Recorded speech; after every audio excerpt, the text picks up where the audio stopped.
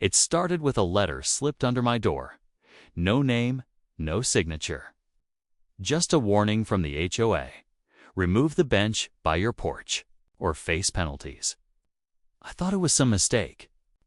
That little wooden bench was where my late husband used to sit every evening, watching the sunset. But within days, the notices kept coming. Fines, threats, and whispers from neighbors I once called friends.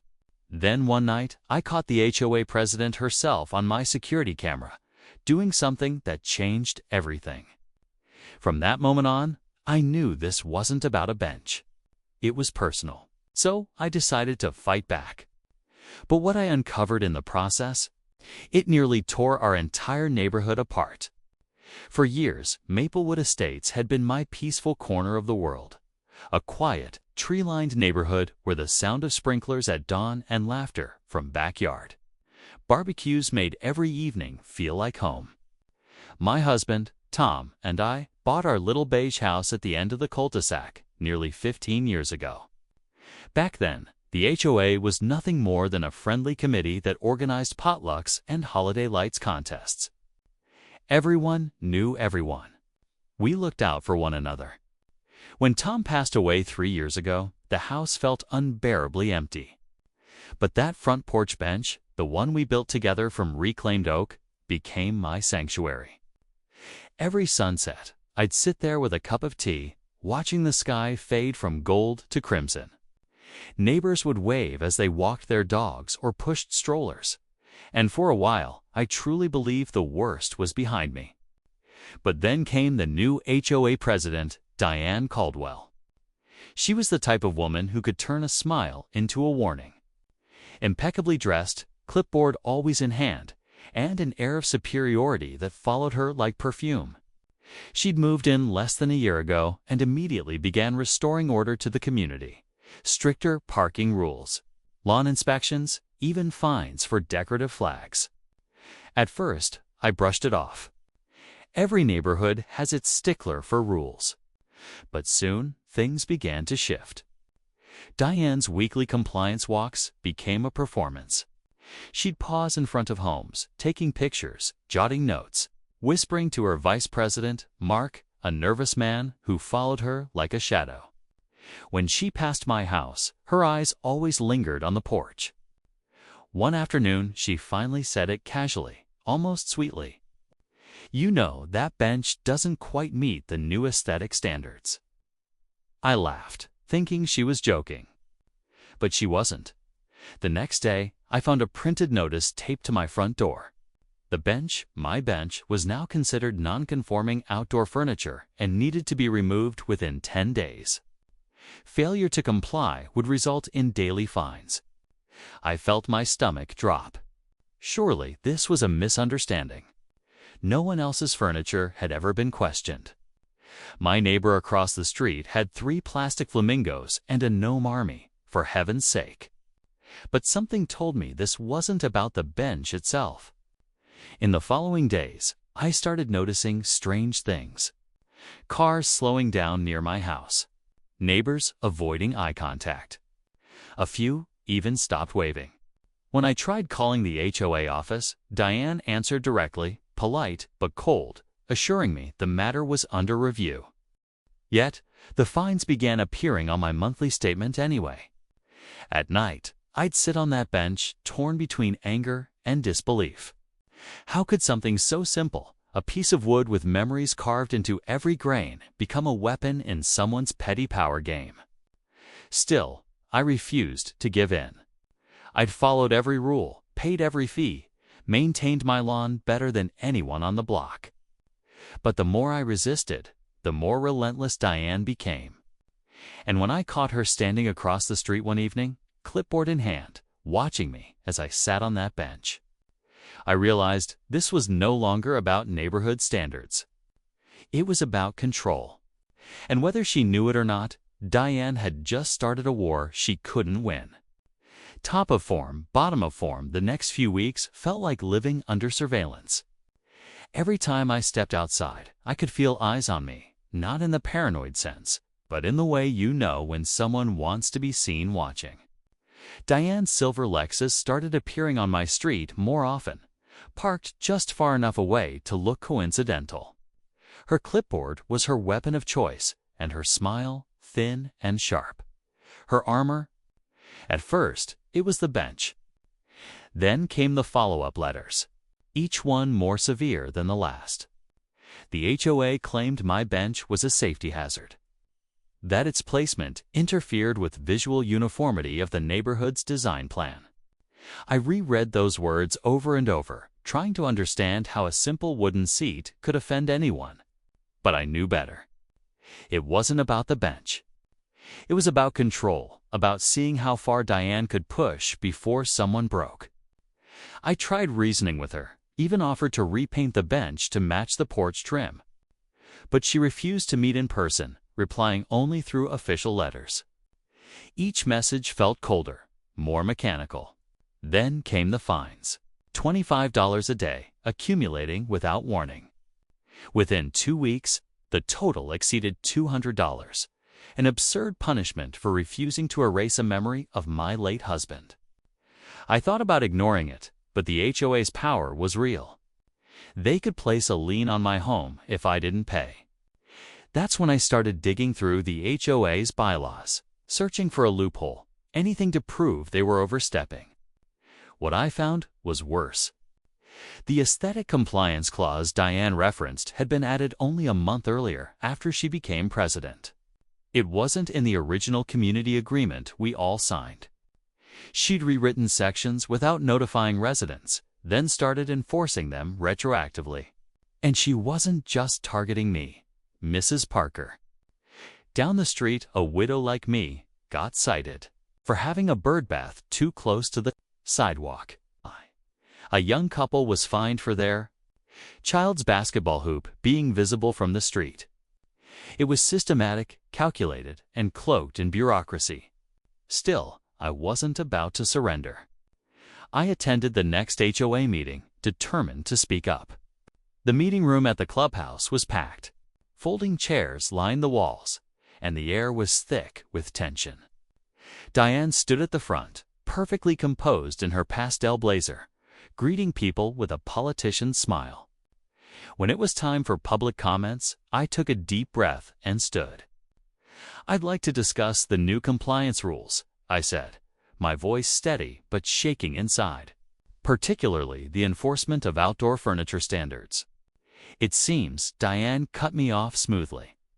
"Ma'am, if you have a personal violation in question, you can file an appeal through proper channels." "It's not just about me," I insisted. "You've been fining multiple homeowners without proper notice or vote. That's not how this community used to operate." Murmurs spread through the room. Some nodded in agreement. Others looked away, unwilling to meet my eyes. Diane's smile never faltered. "All rules were approved according to HOA procedures," she replied, her tone saccharine and final. "If residents fail to maintain neighborhood standards, they must accept the consequences." Her gavel struck the table. Discussion closed. I walked out that night with a pounding heart and shaking hands. She was daring me to push back. The next morning, found a bright orange notice pinned to my mailbox. Final warning. Violation number 47B. Failure to comply will result in legal escalation. Legal escalation. For a bench. That was the moment something inside me hardened. I wasn't just defending a piece of furniture anymore. I was defending my home, my dignity, and everything my husband and I had built. I decided to fight back, not emotionally, but methodically. First, I gathered evidence, photographs of other homes with similar violations that were never cited. I documented every notice, every email, every inconsistency in their paperwork. I even found public records showing that Diane had hired a private landscaping company, one owned by her brother, and had the HOA pay for mandatory aesthetic upgrades. It was corruption, disguised as community management. I printed everything out, labeled it neatly, and mailed copies to every homeowner on the street. I didn't add my name. I didn't have to. The truth spoke loudly enough. Within days, whispers spread through Maplewood Estates. People began comparing fines, realizing they were all being manipulated under the same false rules. But before anyone could unite, Diane struck back harder. She issued a new mandate. All homeowners under violation must attend a private compliance hearing. Failure to attend would result in doubled fines. It felt like a trap, and it was. The night of my hearing, I walked into the clubhouse to find only Diane and Mark waiting. The blinds were drawn, the fluorescent light buzzing overhead. She gestured to a chair. "Please, sit." I stayed standing. Is this even legal? There should be a full board present for hearings. Her smile thinned. The board has authorized me to act on their behalf. Ha! I looked at Mark. He avoided my eyes. She slid a folder across the table. Inside was a printed ledger showing my fines, now totaling over $1,000. "If you fail to pay within 10 days," she said coolly, "the HOA will proceed with legal collection." My pulse hammered in my ears. "You're weaponizing this association for your own benefit," I said quietly. "And when people find out," she leaned forward, voice low. "People don't like troublemakers, dear, especially in communities built on order." That night, I couldn't sleep. The rage, the humiliation, the sense of powerlessness, it all churned inside me like a storm. But beneath the fear was something sharper: resolve. If she wanted to play dirty, I'd bring daylight into her shadows. I started by installing a new camera system, not just the doorbell, but motion-triggered lights across the yard. If Diane or anyone from her committee came snooping again, I'd have proof. 2 nights later, it happened. At 11:47 p.m., one of my cameras pinged my phone. I checked the live feed, and there she was. Diane, standing by my porch with a flashlight, photographing the bench. She wasn't alone. Mark stood beside her, nervously glancing around. Then she pointed her light at the bench, whispered something to him, and bent down. The footage wasn't clear at first, but when I zoomed in, my heart stopped. She was loosening a screw from the bench's leg. They left minutes later, unaware that everything had been recorded. By morning, I'd already copied the footage to a USB drive. I knew exactly what to do. At the next HOA meeting, the room buzzed with low voices. More residents had started questioning the fines. Diane called the session to order with her usual confidence, but this time the tension wasn't in my favor. It was hers. I raised my hand during public comments. "I'd like to submit evidence regarding my ongoing violation." She hesitated, perhaps sensing the shift. "Proceed," she said. I plugged the USB into the projector. The lights dimmed. On screen, the security footage began to play. Diane and Mark, caught in the act. The room went silent. Gasps rippled through the crowd as the image froze on her face, illuminated by the flashlight. When the lights came back on, Diane was pale. Mark looked like he wanted to disappear. "I believe this is what you call enforcing standards," I said calmly. The silence stretched until someone in the back spoke up. "Is that the president?" Within seconds, the room erupted. Residents shouted questions, demanded explanations. Diane tried to regain control, claiming the footage was misinterpreted, but no one was buying it. The board voted that night to suspend her pending investigation. But that wasn't the end. The next morning, I woke to find tire tracks across my front lawn, deep, deliberate, and leading straight toward my porch. My bench splintered in half. I stood there, shaking. Not from fear this time, but from fury. She'd crossed a line, one that couldn't be undone. And as I swept up the broken pieces of that bench, I made myself a promise. If Diane thought this was over, she was about to learn just how wrong she was. Because now, it wasn't just about reclaiming my peace. It was about exposing everything she'd built her power on. And I wasn't stopping until the entire neighborhood saw the truth. The day of the final HOA hearing arrived like a storm that everyone saw coming but pretended not to notice. The community clubhouse parking lot was packed tighter than I'd ever seen it. Neighbors who'd once kept their blinds drawn now stood in small groups, whispering, watching, waiting. Word had spread fast. The president of Maplewood Estates was under investigation. And tonight, the board was voting on her removal. I sat in my car for a moment before going in, hands gripping the steering wheel. My heart was pounding, but not from fear. From purpose. For months, Diane Caldwell had twisted the rules, bullied families, and buried her cruelty under paperwork. Tonight, all of it was about to unravel, and I wasn't going to let her slip away quietly. Inside, the air was electric. The board members sat at a long table, papers stacked like barricades. Diane was already there, seated at the center. Her expression perfectly composed, but her eyes betrayed something else. Fear disguised as arrogance. Her pearl necklace gleamed under the fluorescent lights, as if mocking the tension in the room. She opened the meeting with a brittle smile. Let's begin with the agenda item concerning the recent misconduct allegations. Her voice carried the same syrupy authority it always had, but there was a tremor now. I assure everyone here that these claims are exaggerated and lies, someone muttered from the back. Her jaw tightened. The board chair, an older man named Gary, who'd always seemed to defer to her, cleared his throat. Mrs. Caldwell, the board will hear from all parties before making a determination. My name was called. I stood, holding a thick folder, months of evidence. Emails, copies of bylaw changes, and financial irregularities I'd uncovered since the video incident. My hands trembled slightly, but my voice didn't. For too long, I began. This community has been run through intimidation, not leadership. We've been fined, threatened, and humiliated, all under the guise of aesthetic standards.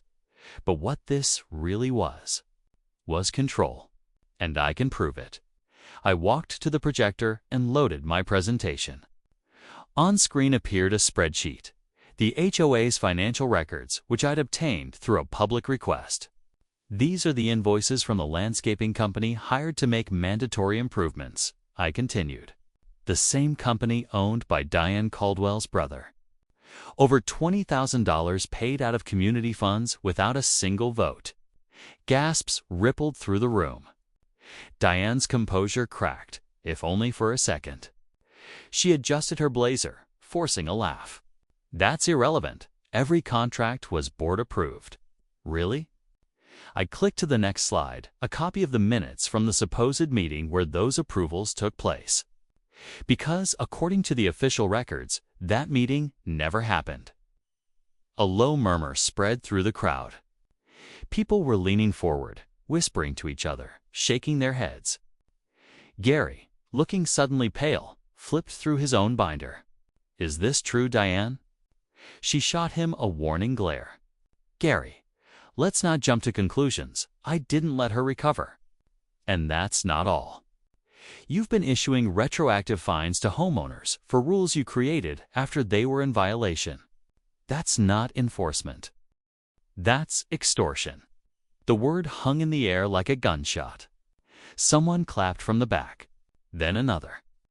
Diane's mask finally slipped. Enough. She snapped. You think you can waltz in here and accuse me of crimes because you don't like following rules?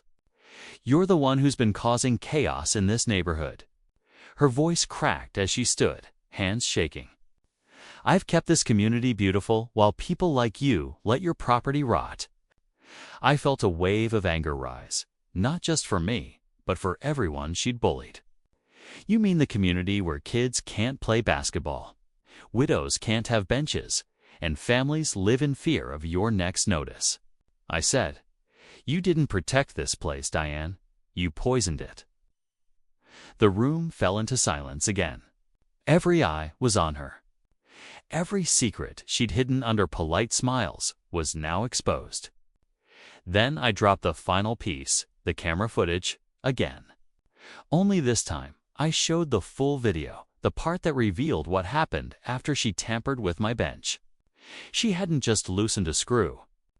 She'd placed something small underneath it, a sharp piece of metal that, had I sat down, could have injured me.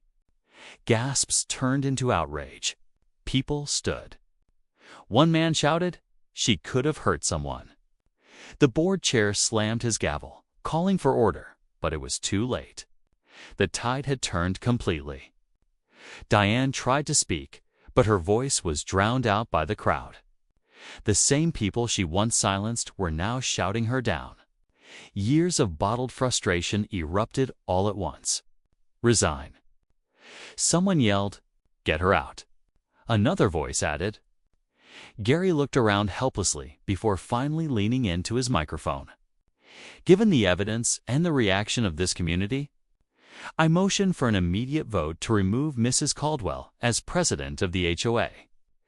The vote was swift, unanimous, and just like that, Diane Caldwell, the self-appointed queen of Maplewood Estates, was dethroned.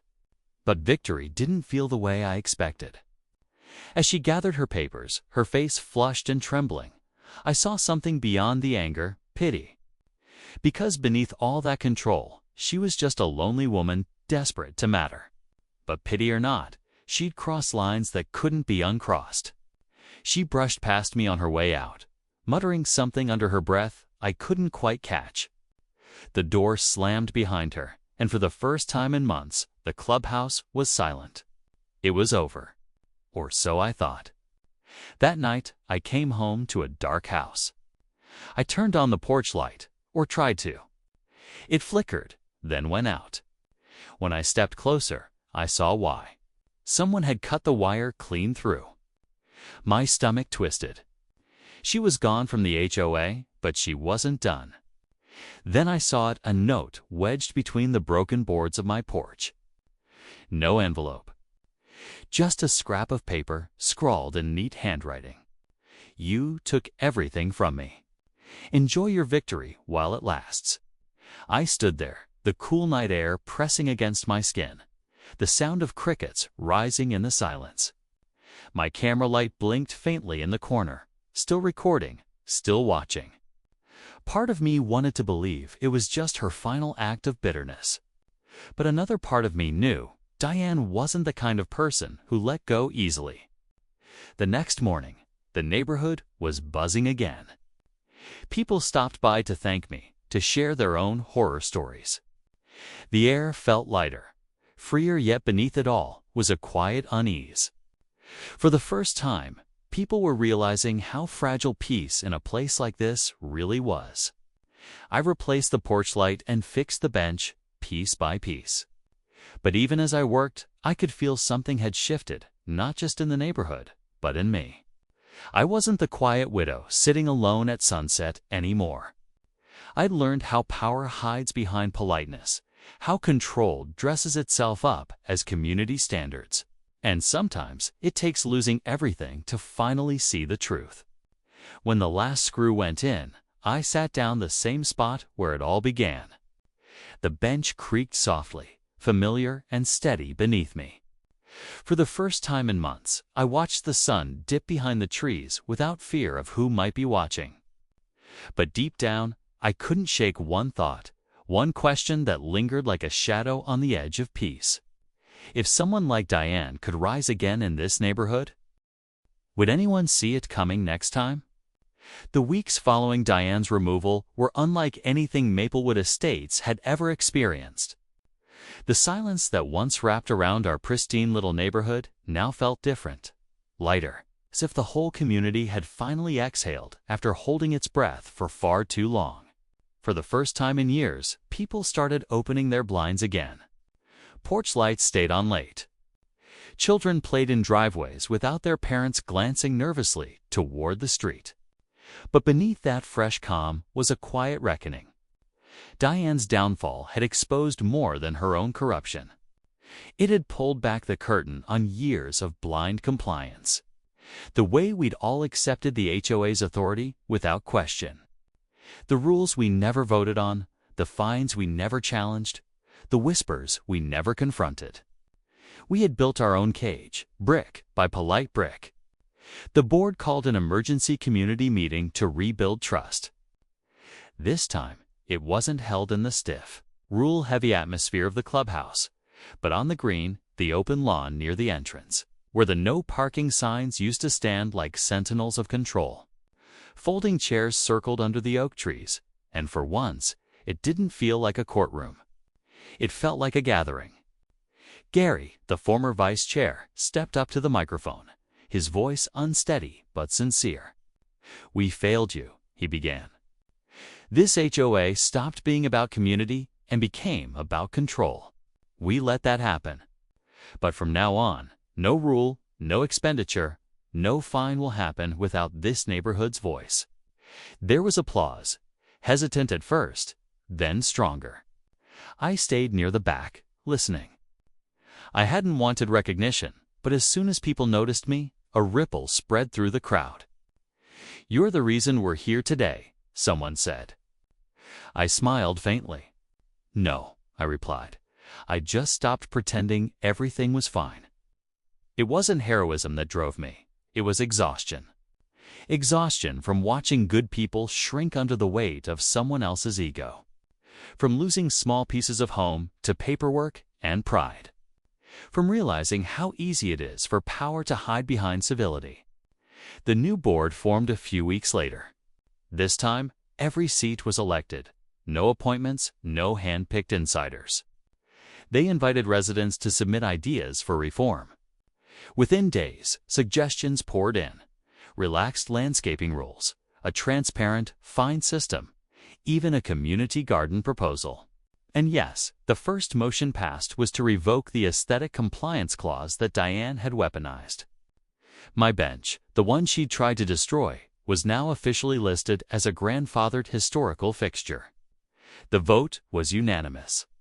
It sounds small, a bench, but to me, it meant everything. It wasn't just wood and nails. It was proof that peace could return after chaos, that dignity could be reclaimed even from the smallest corner of one's home. Still, not everything was tied up neatly. A few months later, a notice arrived in everyone's mailbox, not from the HOA, but from the county clerk's office. Diane Caldwell was facing formal charges for fraud and misappropriation of community funds. Apparently, when the board reviewed her accounts, they discovered missing invoices and payments made to her personal credit line under the guise of administrative reimbursements. The news spread like wildfire. Some residents were shocked. Others just nodded quietly, as if they'd always suspected it. I didn't celebrate it, though. Watching someone fall apart, even when they deserve it, doesn't bring joy, just closure. The day of her court hearing, I stood across the street from the courthouse. She arrived alone, dressed in the same pastel colors she used to wear during her HOA reign. But now they looked faded, like her confidence had been washed away.